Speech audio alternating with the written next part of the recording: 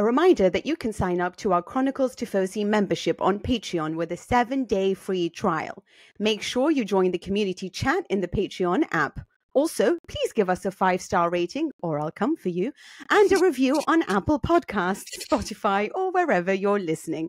It helps us to be found. Hello and welcome to another... Don't laugh, Nikki. Sorry. Hello and welcome to another episode of the Serie A Chronicles. I'm Mina Rizuki and I'll be your host for today. And as always, I'm joined by the wonderful Nikki Bandini and the very impressively booming voice of Patrick Kendrick. Hello, guys. How are you doing on this fine Tuesday morning? I feel like I have to let Patrick respond. Yeah, I was worried you were going to say the wonderful Nikki Bandini and the not so wonderful Patrick Kendrick. So I think on that basis, I'll take the booming voice. It did make me laugh when you said "I'll come for you" when you were talking about the 7-day free trial, because off air just before we started, we were actually calling Mina Yeri Mina Rizuki. So I like the idea of Yeri Mina Rizuka coming for you and actually sort of going studs up into your shin because you haven't signed up for a 7-day trial. So make sure you do. You know what it is? I have this sort of weird following of Manchester United fans, and I'm not sure where that comes from because I don't do anything with Manchester United. But what they always do is always say to me, "Oh, I liked your piece. You should stop being so mean about Lukaku." And that's always something that they say. And I'm like, I haven't mentioned Lukaku in like 6 months, you know. There I am watching the game yesterday between Roma and Cagliari, and it kept going, Mina's really getting stuck in with Lukaku. And I'm like, or like, you know, Lukaku just can't get past Mina. And I'm thinking, yes, I really feel like it's our own thing. And oh my God, it was really awful. I was actually writing a piece as well. And I realized that Lukaku lives rent free in my head because in my... Like he does, because I was writing my piece and I said, and then Juventus had a brilliant chance, which of course Lukaku did his best impression. Vlahovic did his best impression of Lukaku with that hideous first touch. And I was like, then went into a whole thing about how Lukaku and Vlahovic were supposed to be swapped in the summer. And then I just took it all out because I'm like, people are going to be like, she's obsessed with this striker. I'd love to make for a testimonial, like a Mina Rizuki testimonial, like an 11 of the players most in Mina's head. Because Pjanic for sure has been there for a long time. We could Philip Kostic would surely captain the side, wouldn't he? Kostic. Yeah. Insigne would captain the side. Yes. Insigne would captain the side and probably take all the penalties. So I think we could get a strong 11 out of it, actually. Yeah, there's a lot of players I don't know. Dybala. Our producer Simon has come up with the first thing that producer Simon asked me was, "Would you take Dybala back?" And no, best ability is availability. That's how I like my players. But hello, guys. I mean, there was a brilliant Derby d'Italia over the weekend. There was a part of me that was expecting one of the most hideous games in the world because we know that these will always be tactical matchups. There was a lot of previews to this match, previews to how this game was going to go about. You know, both these teams like to cross. Both these teams have very strong defenses. You know, this will be a low-scoring game. And it was, but it was actually of quite a high quality. I thought it was fun to watch. I thought that we got a few answers. I didn't think Juventus were that bad. I thought Inter was spectacular. But I certainly feel like regardless of what Allegri and Inzaghi fed us over the weekend about this game not being decisive, just simply important, I disagree entirely. If Inter win the game in hand, that's a 7-point gap at the top of the table. And are you trying to tell me that Inter is going to drop that many points going forward and that Juventus won't drop any? Starting to think Juve are definitely out of the race. What do you think, Nikki? I think it felt more decisive for Inter to win it than Juventus to win it, right? Because if Juventus had won it, Inter would still have had the game in hand. And the thing all along that I don't think any of us have really deviated from is that Inter are the better team. That's just been true since the beginning of the season and is still true today. And so when you're looking at a situation and you see the better team now further in front, that does feel more decisive than if the worst team gets its nose in front, because you look at it and think, well, okay, but they're still the worst team. There's more vulnerability there. I don't agree that you can talk about a title race being over in February just because I don't think any title race is ever over in February. Even maybe last Really? season when it was Napoli and they were 15 points clear in February, maybe that was more of a Really? case, but certainly not Okay. this season, because I think there are still things that could significantly derail this Inter team, and in fact, especially now that the transfer window has closed. But I think those things are mostly the sort of horrible things you don't want to think about, like injuries. I think if Lautaro was to go down with a big injury, that would be a major question mark over how they would handle that every season. Not that they don't still have good players, of course. Marcus Thuram's been brilliant, but the drop-off is going to be huge. You're talking about one of the best players in the world. And I think that probably I would say the same about, even though they're much more robust in midfield, I think I might say the same thing about Çalhanoğlu at this point. I think Çalhanoğlu is so fundamental to the way they play. I think even the Champions League final last season, the fact that when Brozovic came back in, he was no longer playing in that Regista role in the middle, I think hurt them. I think he's been, for the last year and a half at least, really playing at a sublime level. And I think he's I've tried to talk about him sometimes, but probably still haven't tried hard enough and loud enough about how good he is. And now everyone has seen that past the weekend, and I think is waking up to it a little bit. So I think there are still things that can change this story. I think the fact that Inter do have the Champions League coming up can change this story. But having said that, when you look at the run they've just been on, this start to the year, and we all looked at the fixture list and thought, 2 tough games in the Supercoppa, coming back and playing Juventus in the league, playing Fiorentina in the league, that could be tough. And it hasn't been tough. They haven't conceded a goal in any of those 4 games. They are clearly the best team, as we've been saying all along. Patrick, you really don't disagree with that. I mean, they've played, 30 games already to Juventus's 24, 25. So I wonder sometimes whether, when you're playing a big match like Juventus, regardless of how tired you are, the adrenaline of that, your San Siro against the most heated rivals will help you carry through. But is there a point that we're going to see a more exhausted Inter? Because right now, it is just top quality, despite how many matches there's been in January alone. No, it's weird. I was actually thinking exactly the same when Nikki was making her point that only injuries can really derail this team. And it does look like it's a sort of gufata. It looks as if we're wishing ill upon Inter. It's not that at all.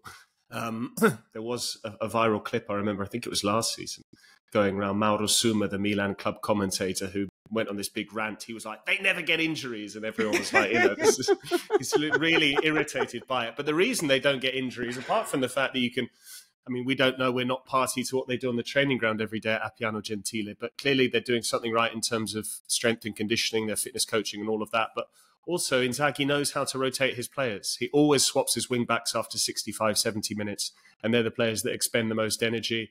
Which we kill him for sometimes when it goes wrong. Yeah, absolutely. And I think he's got that right now. I think he's always, probably statistically, if you were to look back over his time in charge of Inter, because the whole time he's been at Inter, it has been since the advent of 5 substitutions, which lest we forget came after the pandemic. And I think he's always used his 5 substitutions, and he's now blessed with a squad whereby he does have 2, if not 3, alternatives for every position. Because even if he wants to mix it up further, he can occasionally bring on De Vrij and then push Acerbi to left centre back, which allows him to take off Bastoni and so on and so forth. So I'm of the opinion that I don't see Juventus getting back into it. I don't think the title race is over, but I tend to agree with you. 4 points plus a game in hand. It's not just any game in hand. It's still Atalanta. So albeit it's Atalanta at San Siro, not in Bergamo. Even then, Inter are one of only 2 teams to have won in Bergamo so far this season. The other one, Napoli. Walter Mazzarri's first game in charge, yes. But I think we had a similar situation in the past when Giroud scored that brace against Inter. When Inter led in the derby, that was in 2022, pretty much 2 years ago to the day. Inter were going 7 points clear, I think, with a game in hand. And then Giroud obviously turned that match around, and Inter went on to lose that game in hand against Bologna. But this nerazzurri team has come on leaps and bounds since then. They've got a lot more self-belief. They've won trophies since then. They've been to the Champions League final. To me, it looks like a 100-point season for them. Wow, that much? I think so, and I think it all comes down to their Champions League endeavours now. Because I'm very keen to get your guys' thoughts on it, because there's sort of 2 schools of thought here. The one is that if you've got a big lead in the title race, you can then start playing the reserves in the league and just focus on picking your strongest 11 for the Champions League. I think that's less relevant because what we're talking about now with 5 substitutions.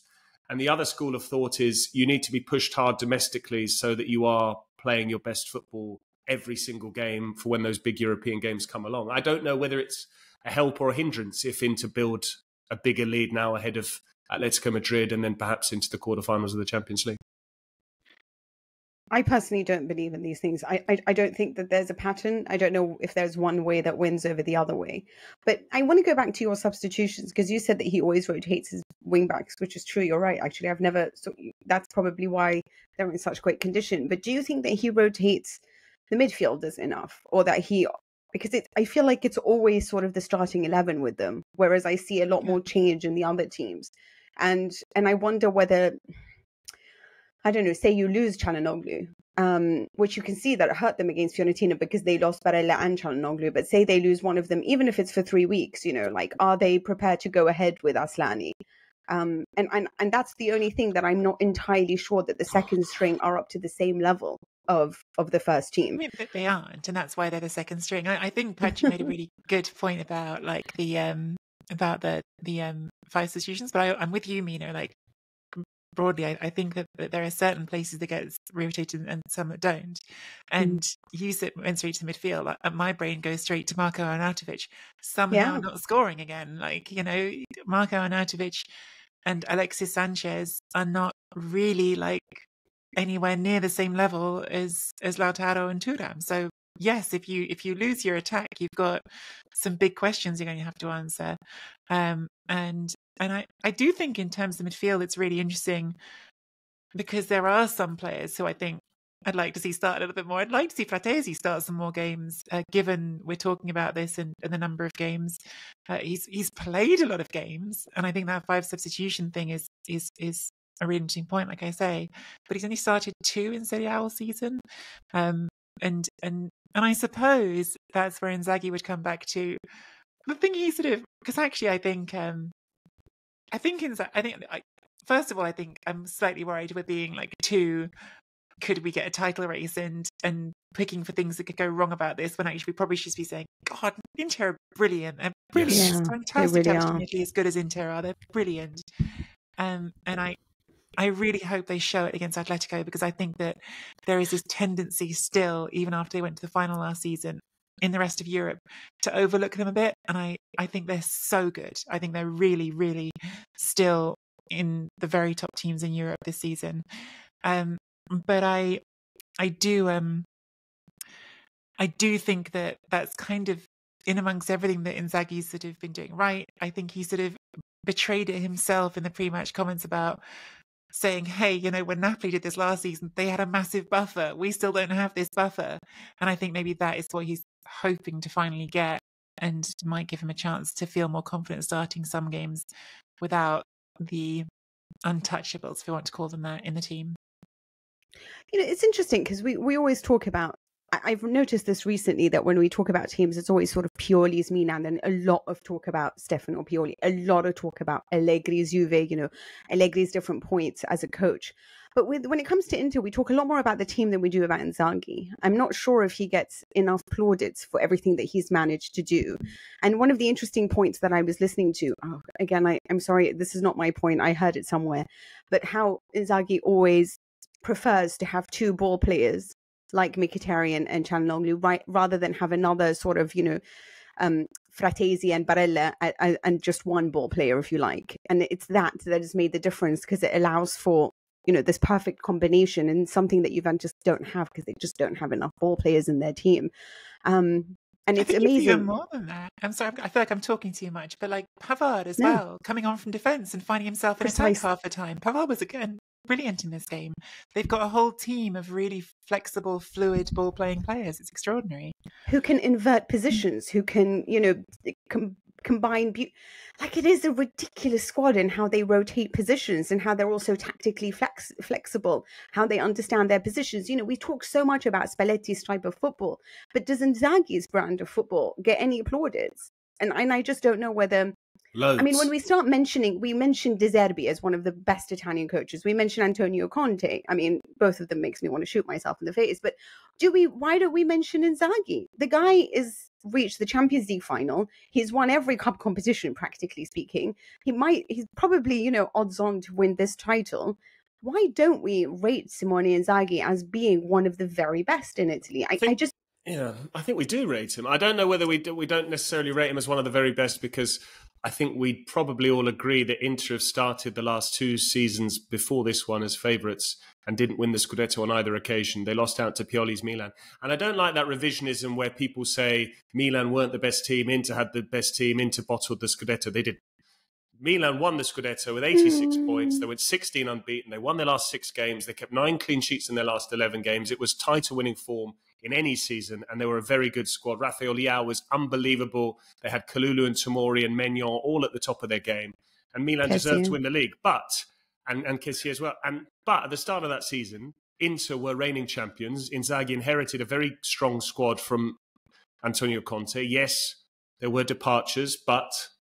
You know, they started as favourites. Last season, Napoli sold off all of their senior players, and whilst they recruited well, and hindsight told us that Kvaratskhelia was fantastic, Kim Min-jae was Defender of the Year, and so on and so forth, no one expected Napoli to win the league when they got rid of Koulibaly, Mertens, Insigne, Fabian Ruiz, Ospina, etc.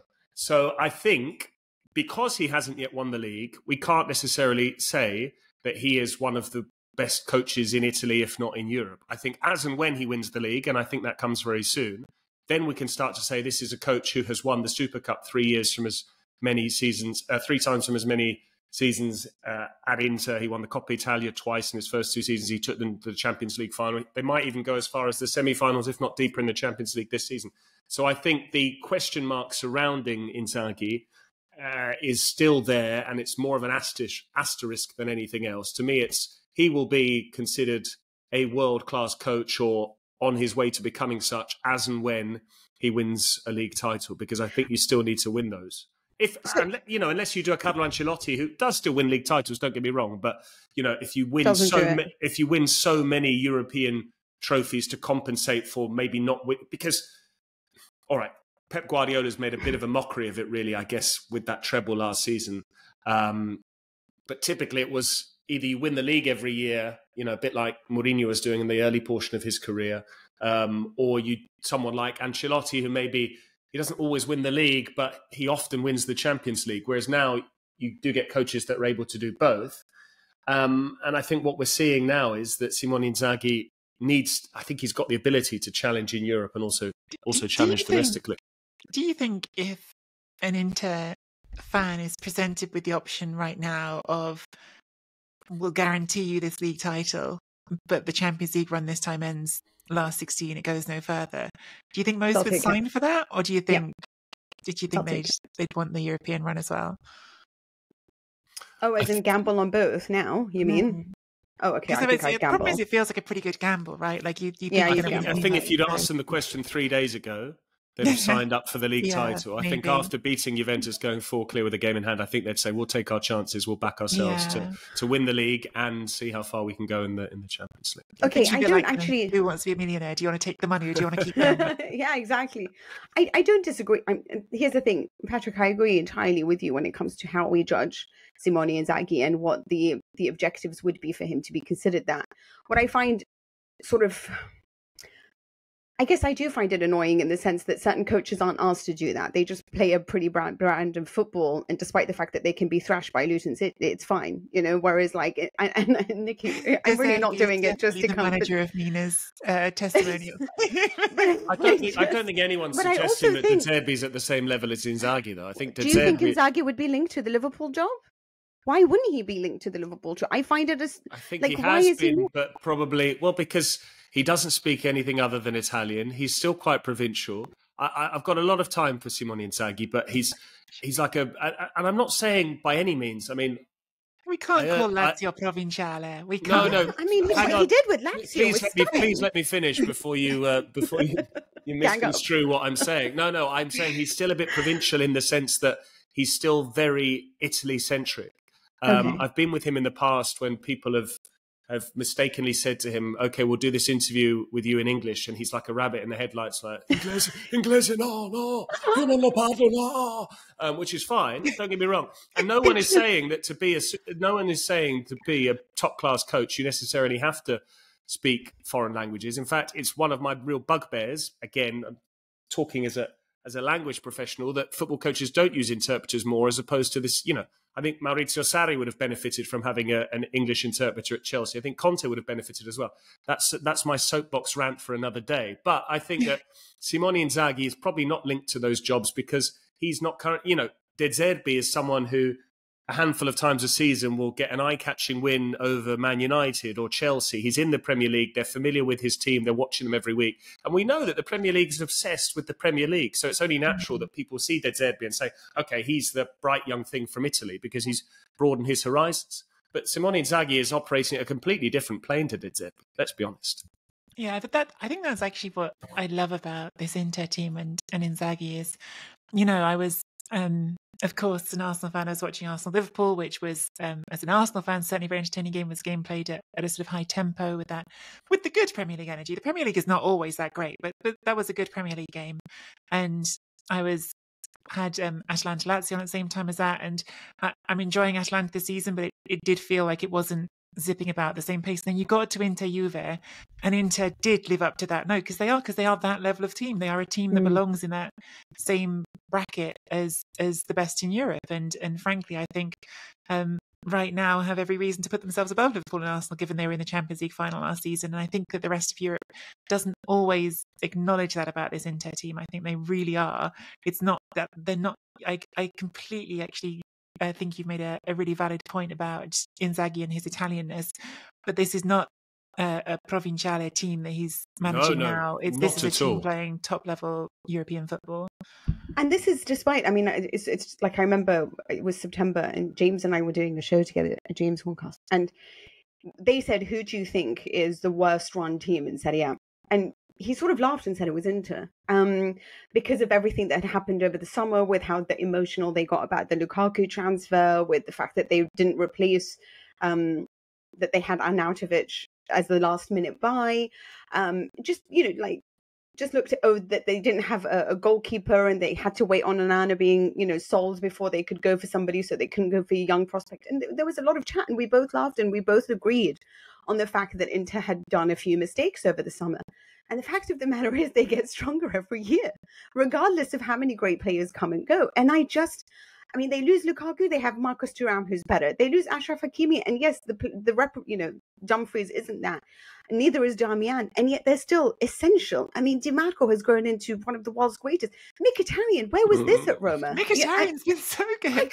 It's just incredible the way that he is playing. It's lights out at the moment. And anyway, I do think that we've talked a lot about Inter, but I do want to talk a little bit about Juventus. Can I just bring one thing with Inter really quickly before, because I know you want to you, which is completely right. But I just, this is the big, I guess, sort of Damocles hanging over them is debt. And they have, last year they brought their losses down on the last year's account to about 80 million euros from 140 million. So big improvement, but it's still 80 million euros of losses on their last year's account, while they have more than 300 million euros in outstanding loans. So you're absolutely right. They've done miracles in the transfer market.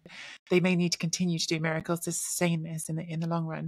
But right now, this season, I think the football is once again still scintillating. It really is. It really is. Here's the thing. For the way that Inter are playing, I did expect them to sort of...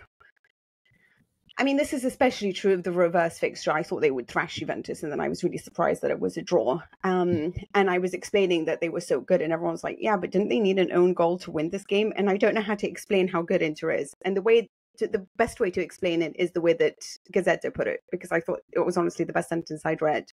And it said that this game could have been much worse had it not been for Szczesny's saves that should be investigated by the Vatican because of the miracle, because of how miraculous they were in nature.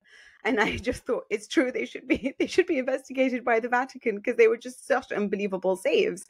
And Gazzetta had this whole poll on which would be the starting 11 that you would pick from both teams. And the only player from Juventus who made it to the final 11 was Bremer, who came up with that ridiculous challenge, and he absolutely is one of the finest defenders I'd ever seen. But is that it? Is Juventus that much inferior in terms of talent to what Inter are? And are you surprised by the fact that actually they were pretty good? I didn't think that they were hideous. I don't think their attacking game is good enough. And I guess I had a chat with a Twitter fan that I absolutely love, called Elio Salerno, and we both can't decide whether it's Allegri not being able to get the best out of the team going forward from his attack, that he relies a lot on individual brilliance in attack, or whether Vlahovic, Chiesa, and Yildiz are either too young or not good enough when you compare them to the likes of Tevez and Higuain and Dybala before that to be players that you can really rely on. I don't think it serves a great purpose harking back to the good old days, however tempting that might be.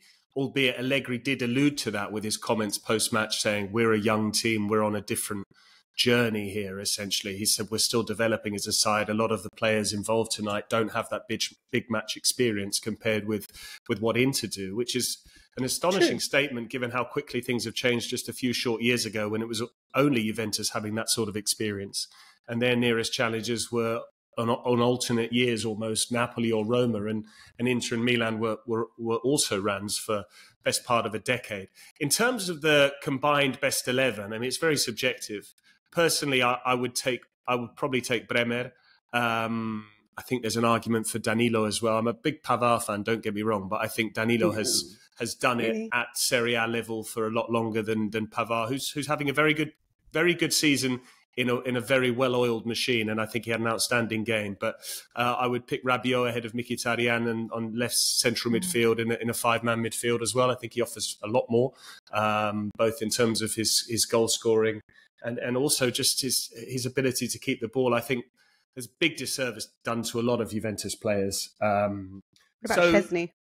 And I would probably take him as a pure goalkeeper as well. I think Sommer's better with his feet, but I think, yes, Chesney was absolutely outstanding against Inter. And I'd reject the notion slightly that, yes, Inter could have won the game more convincingly, but part of that comes down to the fact that the onus was on Juventus to not lose the game. It wasn't must win for either side. It was must not lose for Juventus, and they did lose. So therefore, they had to open up in the second half, having gone in trailing by 1-0 because of that unfortunate own goal, and so therefore you get two opportunities when they're basically caught on the counter. I don't think it was Inter bombarding them by any means.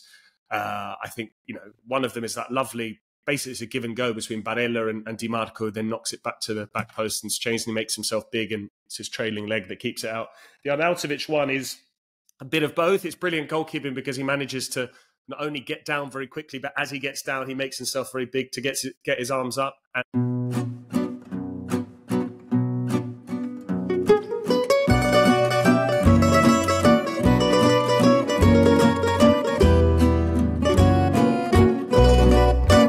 Serie A Chronicles is a Chronicles production.